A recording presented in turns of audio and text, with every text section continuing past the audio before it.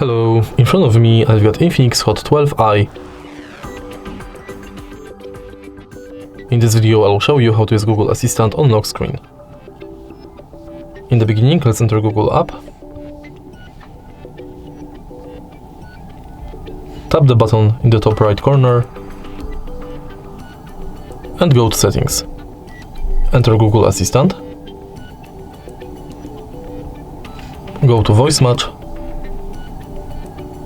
and enable Hey Google function. Tap Next, Agree, and Continue. Now let's try it out.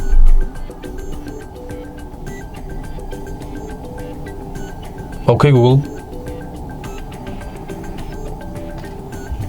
Now that we are sure it's working, let's go back and enter lock screen. Also make sure that this function is enabled.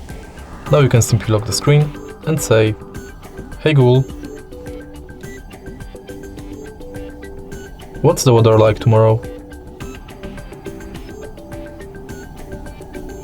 There will be scattered showers with a high of 75 and a low of 56. And that's it. If you find this video helpful, please leave a like, comment and subscribe.